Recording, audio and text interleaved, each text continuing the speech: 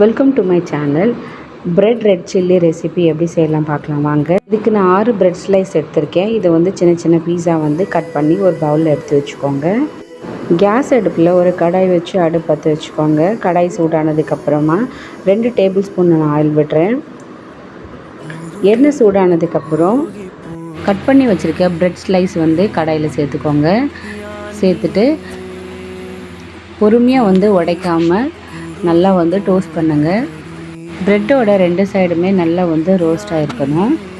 ப்ரெட்டோட colour நல்லா change ஆகிருக்கு. இந்த ஸ்டேஜில் வந்து கேஸ் ஆஃப் பண்ணிவிட்டு ஒரு பவுலில் எடுத்து வச்சுக்கோங்க. அதே கடாயில் 2 டேபிள் ஸ்பூன் நான் ஆயில் விடுறேன். எண்ணெய் சூடானதுக்கப்புறமா 1/4 டேபிள் ஸ்பூன் கடுகு ஆட் பண்ணிக்கோங்க. கடுகு பொரிஞ்சதுக்கப்புறம் 6 பல் பூண்டு வந்து சின்ன சின்ன பீஸாக கட் பண்ணி சேர்த்துருக்கேன். ஒரு சின்ன துண்டு இஞ்சி வந்து நறுக்கி சேர்த்துருக்கேன். 2 பச்சை மிளகாய் வந்து சின்ன சின்ன பீஸாக கட் பண்ணி ஆட் பண்ணியிருக்கேன். கொஞ்சம் போல் கருவேப்பிலை, 1/4 டேபிள் ஸ்பூன் வந்து சீரகம் ஆட் பண்ணிக்கலாம். இதெல்லாம் போட்டு நல்லா வதக்குங்க.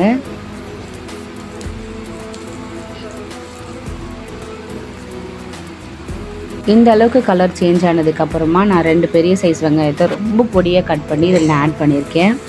ஆனியன் வந்து 75% வந்து நல்லா வந்து ஆயிலே நல்லா குக் ஆகட்டும். அது வரைக்கும் நீங்கள் நல்லா வந்து தடவி கொடுங்க. ஆனியன் இந்த அளவுக்கு குக் ஆனதுக்கப்புறமா நான் ஒரு பெரிய சைஸ் தக்காளி வந்து ரொம்ப பொடியாக கட் பண்ணி இதில் நான் சேர்த்துருக்கேன். மசாலாவுக்கு தேவையான சால்ட் சேர்த்துக்கோங்க. சால்ட் போட்டதுக்கப்புறமா தக்காளி வந்து நல்லா குழஞ்சி வெங்காயத்தோடு நல்லா மிக்ஸ் ஆகிருக்கணும்.